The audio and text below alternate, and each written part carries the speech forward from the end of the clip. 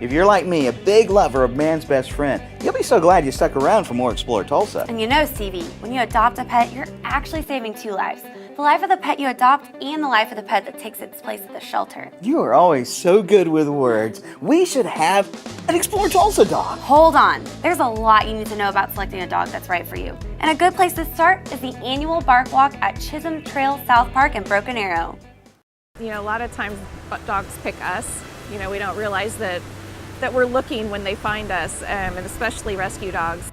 I remember my grandparents having a boxer when I was growing up, and she was so sweet. And then when I was getting ready to get married, my husband and I decided to look for a dog. We fostered a little bit then and got our second boxer through fostering.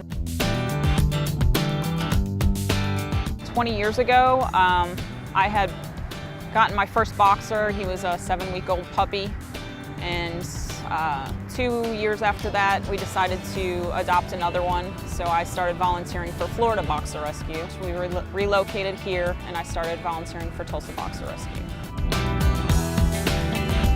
The Boxer Rescue of Oklahoma takes in boxers from all over the state. We take these dogs in off the street. We take them in as owner surrenders. People that are moving, people that are relocating, going into apartments or out of state and can't take the dogs with them. We get those dogs in the Boxer Rescue of Oklahoma.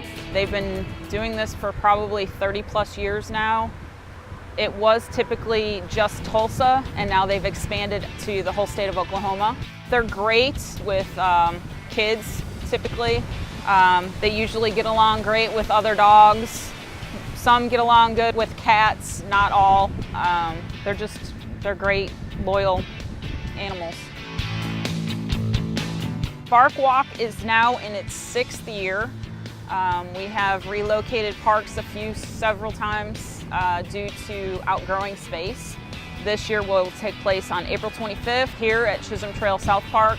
We expect to have usually between 3,000 and 4,000 people in attendance. 10 to 15 additional rescue groups will be in attendance besides the Boxer Rescue of Oklahoma. All the separate rescues will have their dogs there available for adoption. They usually will interview the people that are looking for a dog. If you have kids, obviously make sure that the dog is kid-friendly. Not all dogs are. If you have cats, make sure that they're cat-friendly. If you currently have a dog, you want to make sure you bring it out with you so it's compatible with the dog you're looking to adopt. And just make sure that it's going to a loving, forever home. This is one of our biggest fundraisers.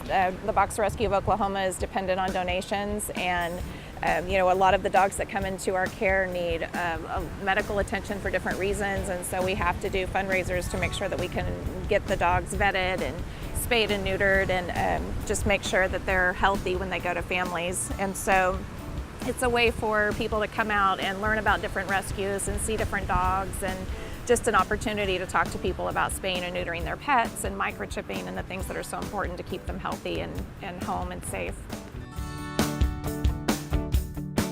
So at Barkwalk, we will have a kids zone with a bounce house and free popcorn for the kids. We'll have a smooch-a-pooch booth where you can kiss a boxer for a donation. We'll have a raffle with lots of really cool things that have been donated.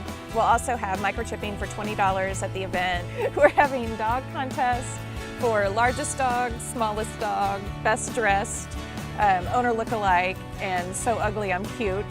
And there'll also be a mile fun walk that you can walk with your dog, and you get a t-shirt for the walk. It's very humbling. I've had 2 boxers in the past, and I currently have a rescue boxer myself now. And it's just, this breed is in my blood. It's a breed I love.